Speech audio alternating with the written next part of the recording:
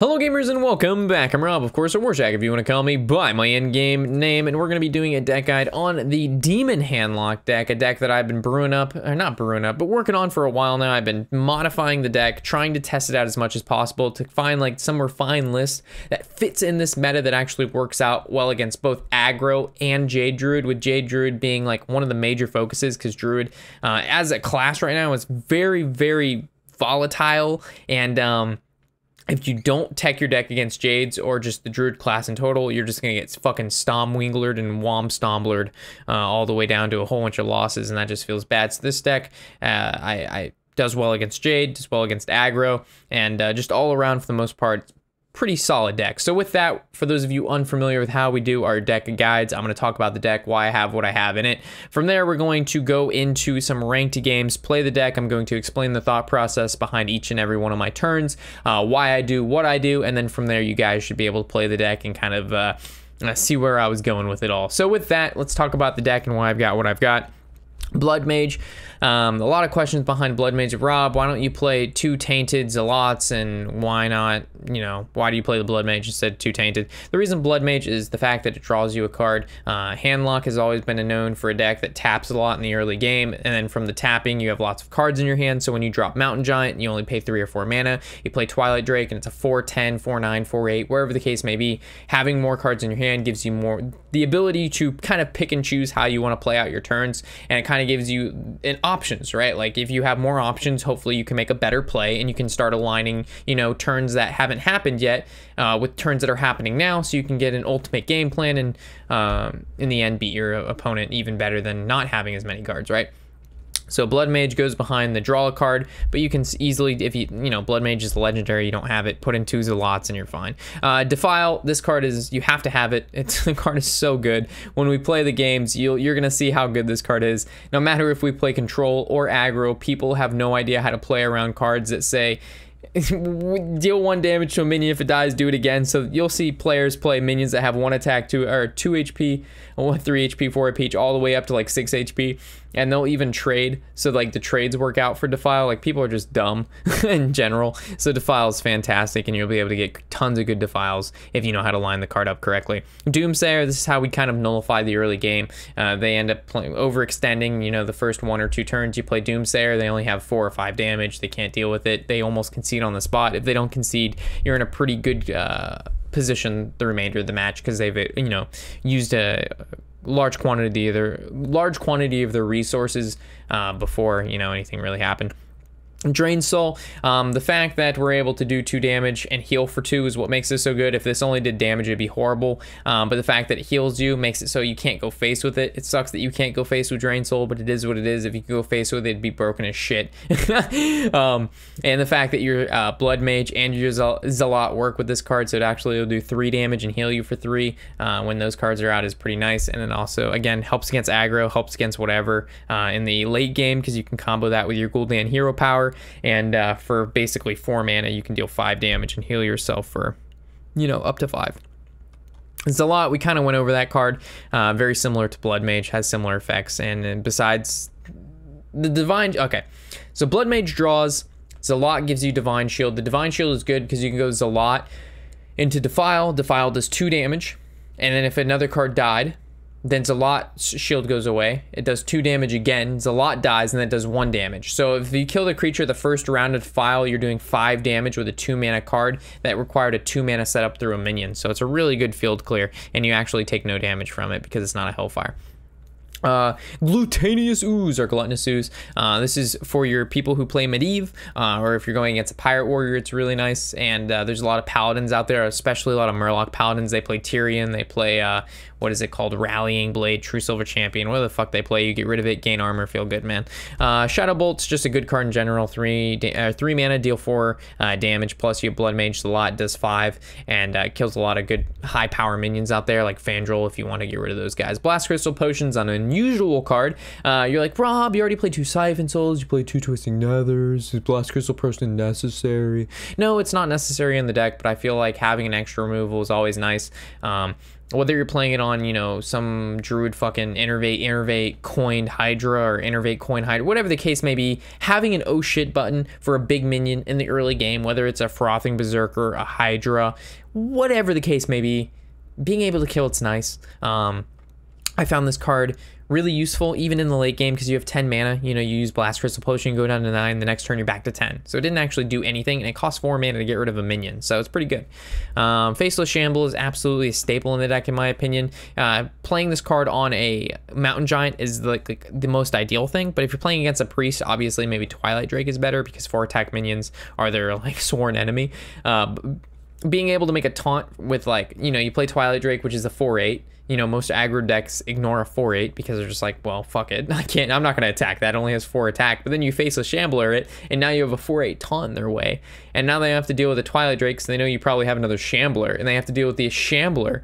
The only drawback to this card is the amount of silence being played right now. There's a lot of people running Spellbreaker, but the good news is when you're playing Warlock, people think Zoo. Now people never think Handlock. Maybe some people do, but most people think Zoo. You don't need Spellbreaker for, so they mulligan away this Spellbreaker. That's not normally a card that people keep in their hands, and this is a card you normally play on turn 4 or 5, depending on when you coin and when you go. So most of the time, your Faceless Shamblers get value. That's what I'm getting to. Hellfire, double Hellfire, very, very important. Great against aggro.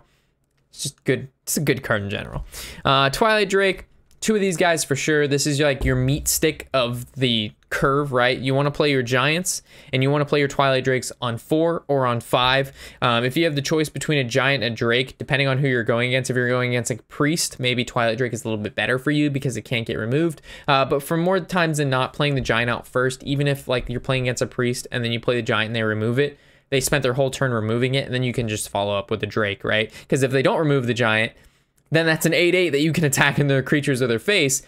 And if they do remove it, that's still okay because you just follow up with a Drake. So it all depends on who you're going against, but most of the time these are your middle game beat sticks. Your Dreadlords are basically, this card is so good. At the end of your turn, deal 1 damage to all enemy heroes. So it's a whirlwind at the end of your turn to only your opponent's board, which is so good. And he's a demon, so it gets brought back with Gul'dan. Fantastic. Double Siphon Soul. Rob, this deck is so late game. You have so many late game cards. You have so single target removals. Change the deck if you want. I built this deck.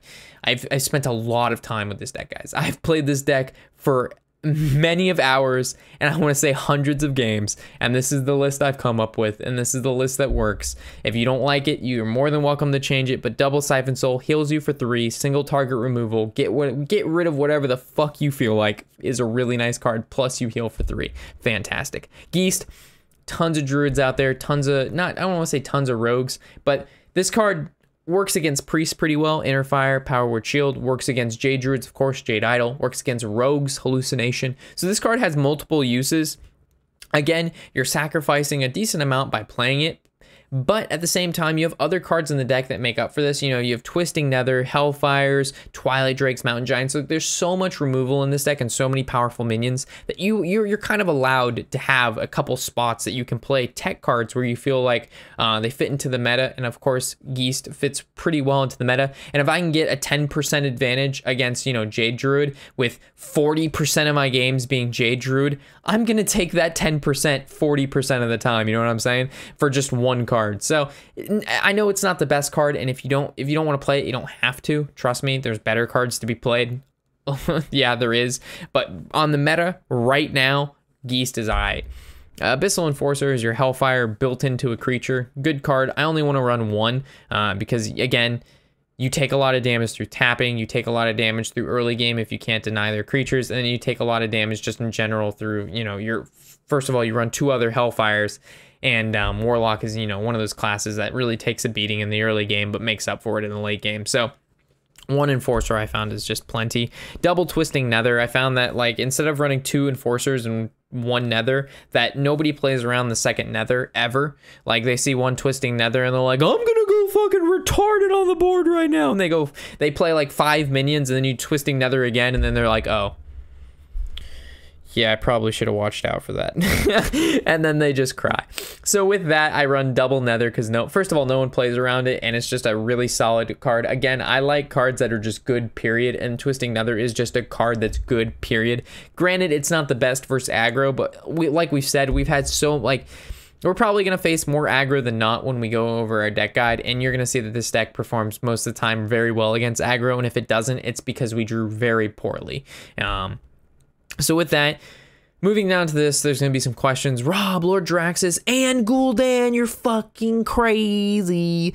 All right, so the reason behind this is because when we play against Jade, Priest, any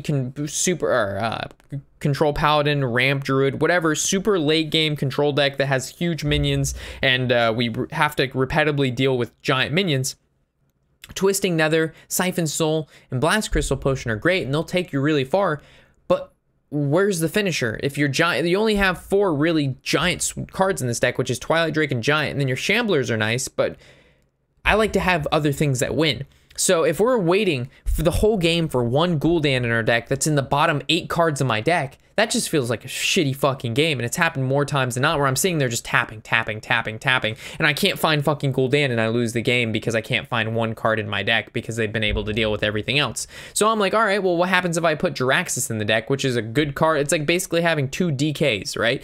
You have Gul'dan, which changes your hero power and does crazy shit, and then you have Lord Jiraxis, which changes your hero power and does crazy shit too. So I'm like, all right, well, what if I play 2 DKs? If I'm looking at other greedy decks and they're playing, you know, like 8 cards or 10 cards in their deck that cost 8 or more mana, why can't I play, you know, 6 cards that cost, or yeah, just 6 cards that cost 8 or more mana? Makes sense. And since I've added Lord Jiraxis, my win rate's gone up like 5 to 10%, because not only does he heal you, but he adds another win condition with summoning, you know, 6/6s for 2 mana, and it gives you the ability to, on turn 9 or 10, you always have Gul'dan or Jiraxis to play every single time. I without a doubt, you're gonna have one of these 2, and if you don't, you're gonna have them shortly, right?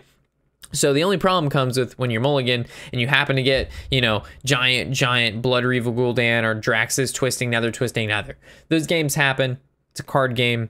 Shitty situations are going to occur and you're going to draw like shit sometimes. Most of the time, that doesn't happen.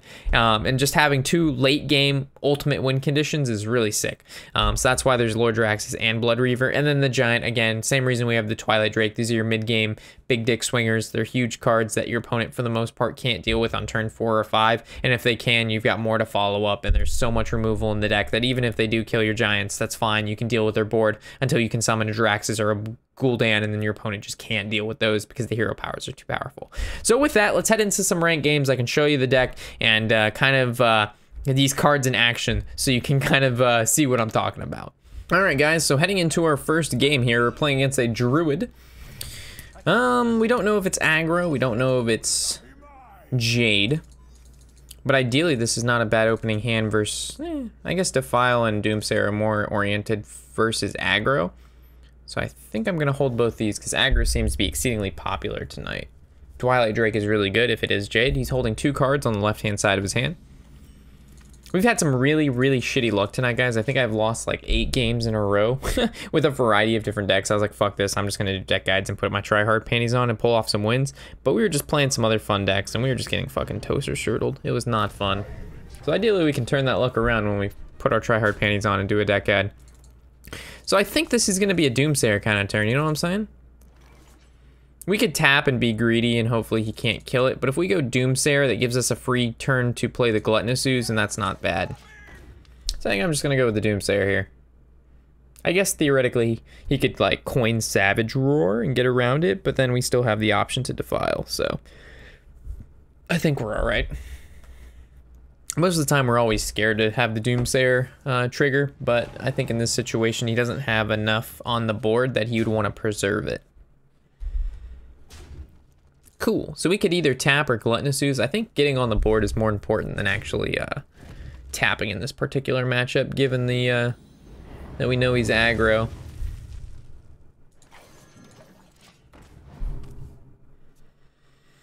So if he plays Flappy Bird, we can deal with it.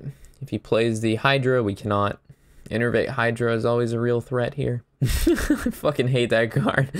Oh, having to deal with, like, I guess that's where you tech in like a BGH, right? But we have like Siphon Soul, which is 1 mana more, but gives us 3 life, and 3 life is more important. So there's the Fledgling. He could innervate into a Mark of the Wild, but he doesn't, which is nice. So now we get to play the Twilight Drake. We can trade there. And as long as we can control the board up until the late game, where we have like Twisting Nether, Draxus, you know, Gul'dan for the life gain, it's just, there's nothing much that the Druids can do.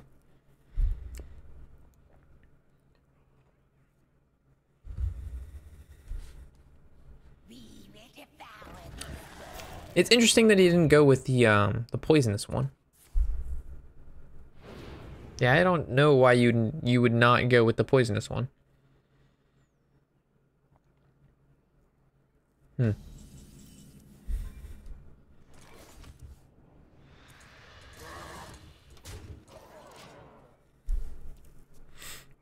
Tapping, it's the only thing we can do. It's not like we're playing Defile. And ending, we always trade just in case he buffs it or something like that. And I don't really care about my board that much as long as he just doesn't have a board. And when we have a Hellfire, 2 Defiles, and a Abyssal Enforcer, we chillin'.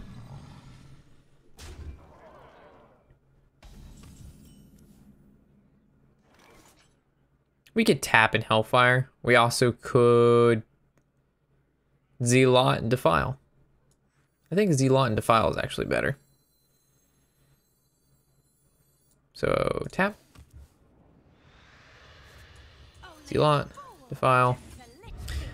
Does 2, everything dies. Does 1, everything dies. This way we don't actually take the damage from Hellfire, which is why I feel confident in tapping. If we would have Hellfired, I wouldn't have tapped. Even though we had 2 extra mana, I wouldn't have done it. But because we Zealoted, it's all good. And we have 2 Defiles, which is why I Zealoted and Defiled. If we had like 1 and 1 with Zealot, I probably would have Hellfired, because Hellfire always does 3. Meanwhile, Defile and Zealot most of the time always does 2. Well, it does 2 and then another 2 if it killed a minion, so. So I'm assuming he's gonna go a buff here. He's gonna go like Power of the Wild. I doubt he goes double Mark. Yeah, Power of the Wild makes sense. Perfect. So now we just play our Abyssal Enforcer, and we may even see a concede from this guy.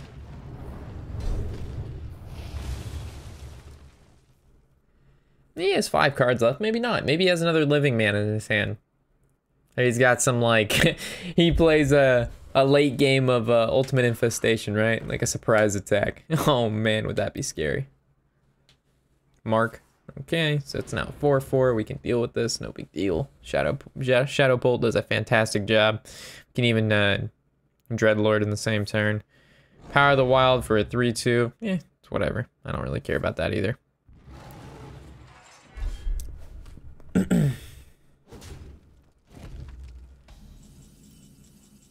Okay, so let's do this. Let's kill that. Let's trade there. And we chillin'. As soon as we get to play the Gul'dan, we'll be able to heal for 3 every turn. It gives us 5 armor to begin with, and it's gonna bring back both these cards if they happen to die prior to that. So I think we're in a pretty good situation here. The only time Aggro Druid beats this deck is when they innervate, coin Hydra, or they go like innervate, coin Hydra. When they play the Hydra before we can Siphon Soul, we normally lose those games. Or if we don't have Blast Crystal Potion, but Blast Crystal Potion is never a card we're gonna keep in our opening hand versus any matchup, ever. That's just like not a card we want. We want Blast Crystal Potion, like we happen to draw into it. You know, that's really nice. Or if like, it's in, you know, 10 mana, we want to fit in like a 6 mana card like a Geist, and we also want a Blast Crystal Potion. That's an option there, but Blast Crystal Potion isn't something we normally hold on to.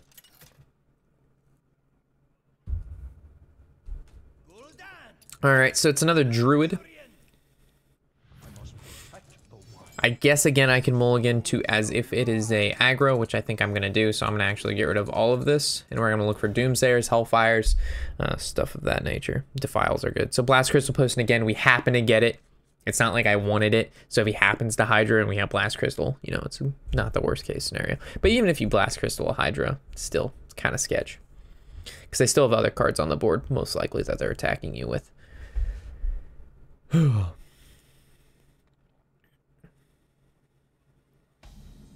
Okay.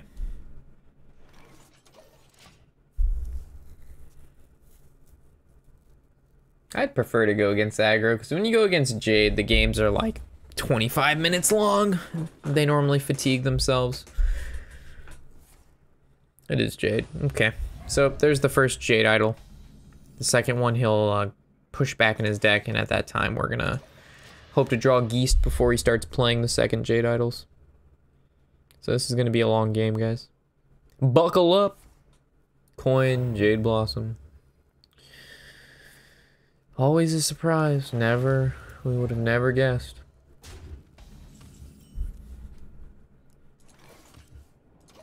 I just keep tapping, man. Gotta get our Twilight Drakes. Gotta get our Mountain Giants. Hopefully he plays like maybe another Jade card. We go Defile and go 1, 2, 3. Perfect. This guy's a fucking genius.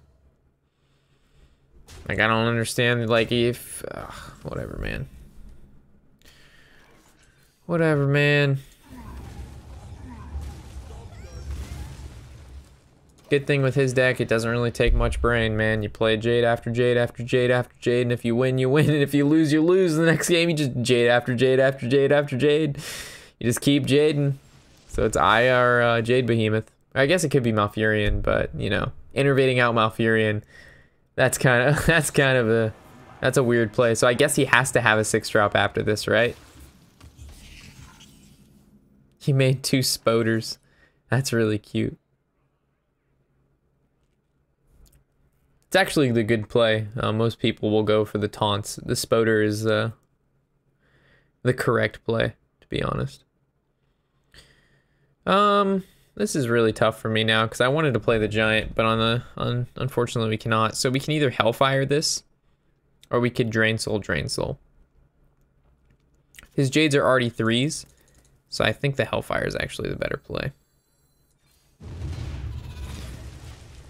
So if he doesn't have a 6-drop here, this guy is just retarded. If he has a 6-drop, then, you know, innervating out Malfurion was the correct play.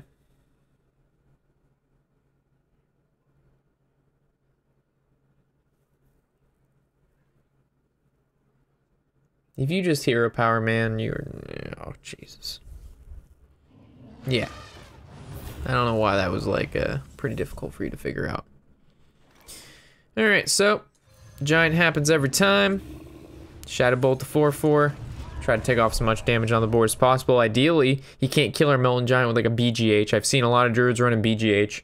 That's pretty triggering. And then we can Faceless Shambler, our 8/8. That'll be nice. Shuffles the second Jade Idol, which is good for us because now our Geese can get value. Normally we get kind of upset when they play it right away. He's going for the wide board, and he's just going to go face for 6. We're already at 17. He puts this at 11. He's thinking he's going in for the kill, but really this is all just part of the plan. So, that always copies that. This trade's there. Let's just kind of gain a little bit of life that we can off that Drain Soul.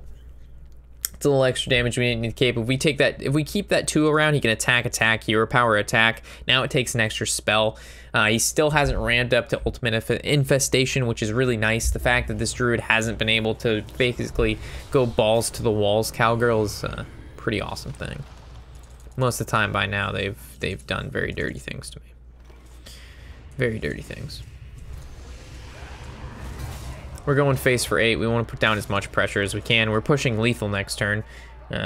So if he doesn't armor, if he armors, then obviously he's not committing as much to the board because he's using 2 of his mana, which makes it so 7 is his max, but he can still Jade Behemoth or Aya, but that wouldn't actually stop the lethal. All right, so I'm seeing in Plague, okay. So it looks like playing this Blood Mage actually hurt me more than helped me. Really? Wow. Amazing. Okay. Oh, God.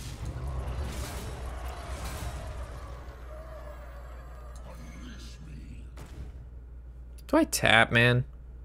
I know I'm tapping after, but give me a break. I don't think we would have changed anything. No, nothing would have been changed. Spreading Plague, man. That card is so... Like, they gave Druid ultimate late game, ultimate early game, ultimate ramp, ultimate card draw, Like, oh, they gave Druid everything. I cannot believe what Blizzard did with the Druid class. Sickening. Okay. Oh, we know he doesn't have Ultimate Infestation or he would have played it. So, he only has drawn 10 cards. So, ideally, he never draws him. Like, they draw Ultimate Infestation, they keep the ramp going, they keep the, like, the powerhouse going, they play more cards. By then, when they play more cards, they draw the other Ultimate Infestation, right? But, like, when they just don't get the ramp, they can't play Ultimate Infestation on time. Or, the other reverse of that, they get the Ultimate Infestations with no ramp, or, you know, ramp with no Ultimate Infestations. So, either way, it feels good. Sorry if I said the same thing twice. I was trying to process the turn. Either way, I think this is a pretty good game. I mean, he only has 2 cards in hand. I guess if he top decks the Ultimate Infestation, he kills my 4/5, he summons a 5/5, he summons more cards, and there's a game again, right? But if he doesn't get Ultimate Infestation the next 2 turns, this is just gonna be a blowout. It's crazy that 1 card make or breaks this deck. If you take away Ultimate Infestation, the deck is still good, it's just not fucking insane. When you add Ultimate Infestation, that's when you get Druids that have fucking crazy ass win rates.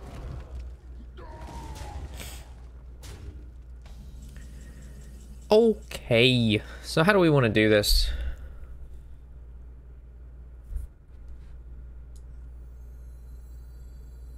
Do we ever Abyssal Enforcer? Yeah, why not?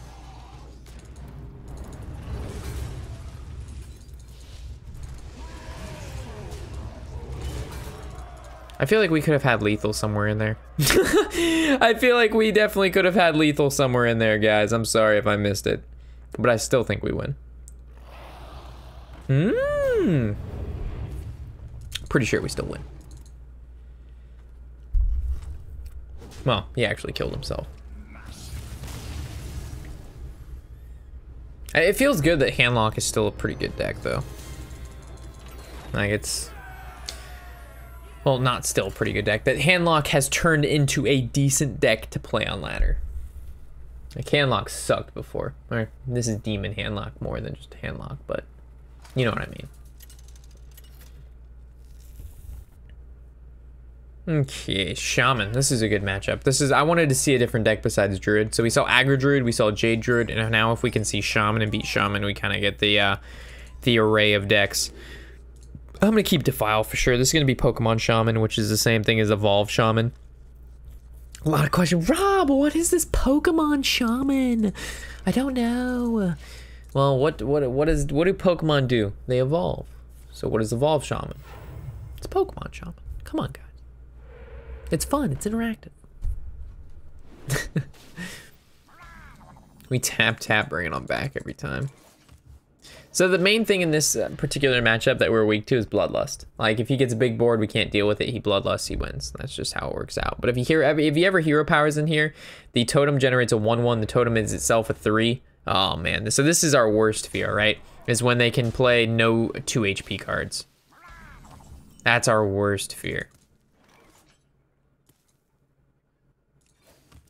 Oh, man. So hopefully he Hero Powers here. Him Hero Powering here is make or break. And the Hero Power has to be the 2 HP Hero Power. Oh, Jesus. He's playing around it so well. The God. I can't stop him.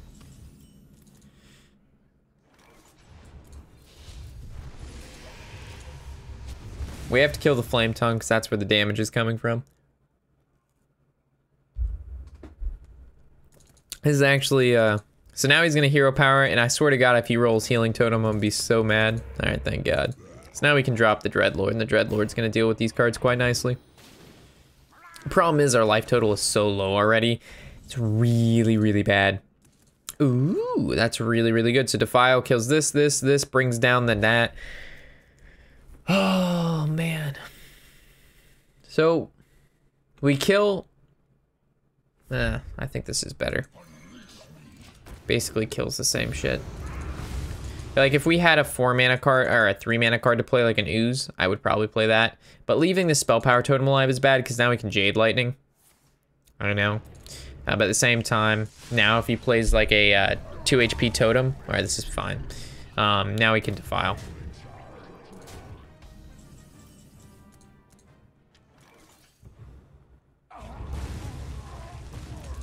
Unfortunately, we don't have a way to deal with that card, so I'm gonna have to actually play this guy. the 4-mana 1/1 taunt, baby. Feels good, man. Oh, Jesus, have mercy. Maelstrom Portal. Jade Claws. Yeah. Yeah, this is one of those matchups where unfortunately he didn't hero power, so we couldn't defile, and by the time we defiled it was kind of too late. So now we're really forced to do some awkward things. The best thing that we can do is basically Siphon Soul this, but even Siphon Souling this, we're just dead to Bloodlust. I mean, he has, you know, 6 damage on the board, or 8 damage on the board. Yeah, so we're just dead.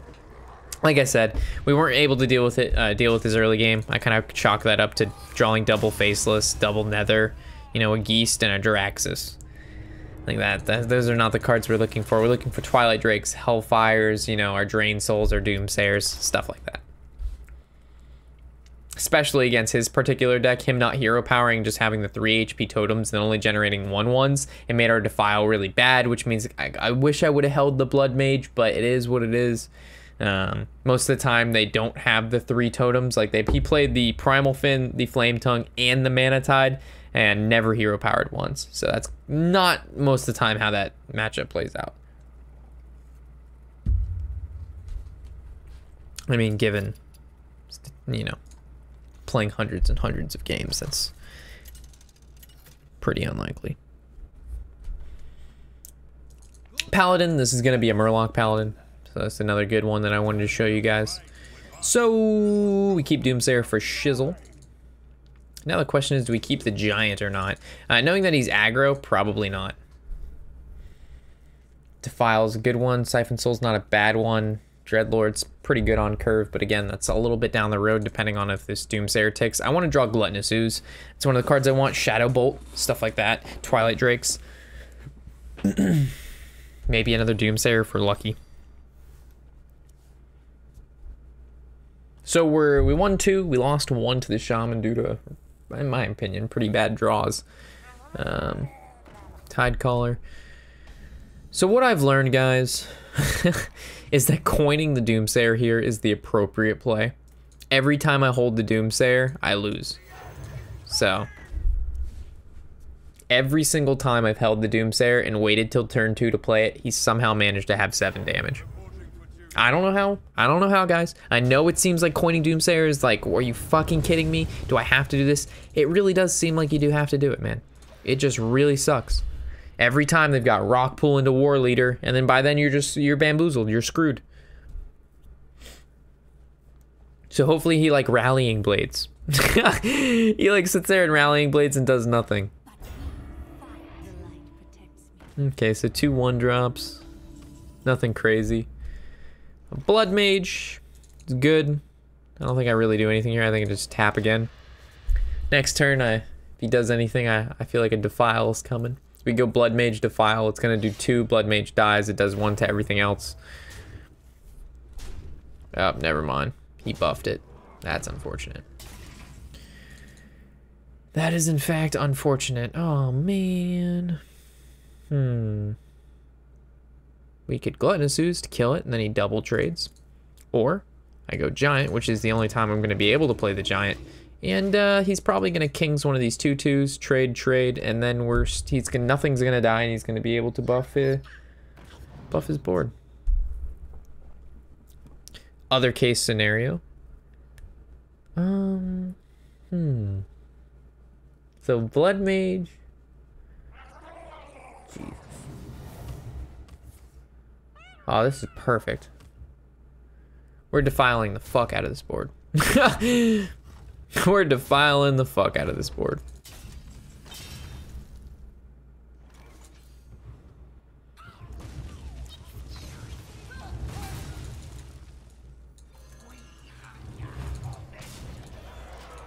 Now if he plays a minion, we drain soul it or we siphon soul.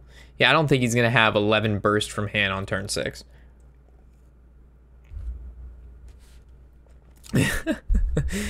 Like I said, Defile wins games, guys. Hellfire, Defile, Twisting Nether. All those cards win games. Nah, that's cute. That's cute. So this deals 3, doesn't actually kill this. Yada yada bing bing. Ooh you aha. I guess this gets siphon sold.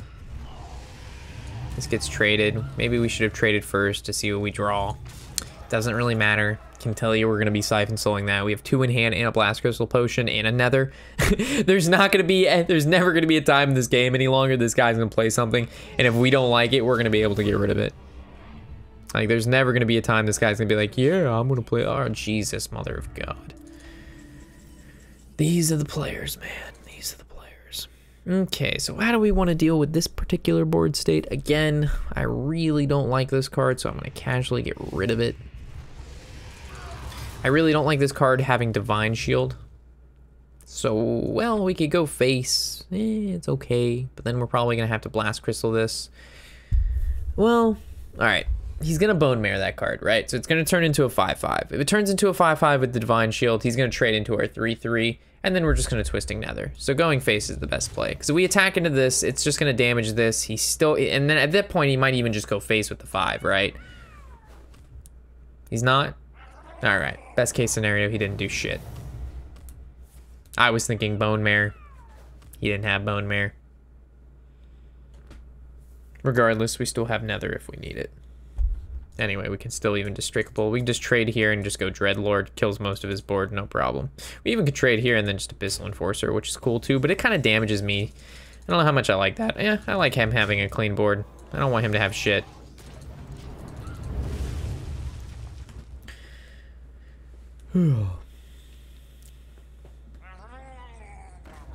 Yeah, I'm glad I cleared board. So kings. Rock pool. So we just need 2 damage. Can we find the 2 demolish? No. Well, we technically have Draxus. So I guess we go face and we see what happens.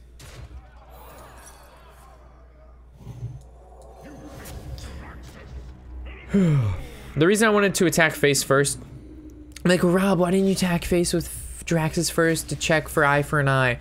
Well, if I would have attacked first and it would have been Noble Sack, then I would have gone Twisting Nether. I wanted to make sure that there wasn't a possibility of this 6 damage being nullified or mitigated or however you want to explain it. If it was like a Kodo or anything else like that, I wouldn't have cared. So that's why I did it the way I did it. So with that, that's going to wrap up our deck guide. Hopefully you've enjoyed and you yourself enjoy the Demon Handlock. Super fun deck to play. A ton of variety in which you can play the deck. There's a lot of variations in between games of how it plays out, and ultimately it requires you to think a little bit more than other decks, which is pretty cool because it always seems like the best decks in this game to play require the least amount of thinking, which is, I think, fucking backward ass bullshit. I don't know why the fuck the game designers want to do shit like that. Like the best decks in the game should be the hardest decks to play and should require the most thinkings. Not to say that decks that don't require a lot of thinking shouldn't be good, but there's no way that Druid should be the way it is right now with the amount of thought process that goes behind each turn. It is ultimately super unsatisfying to play the deck and do well with it, knowing that you're doing well with the deck that you know, a toddler could play and do well with. So with that, sorry for the rant. I'll catch you guys in the next deck guide or episode. As always, I'm Robert Warshak, and happy whatever the hell day it is.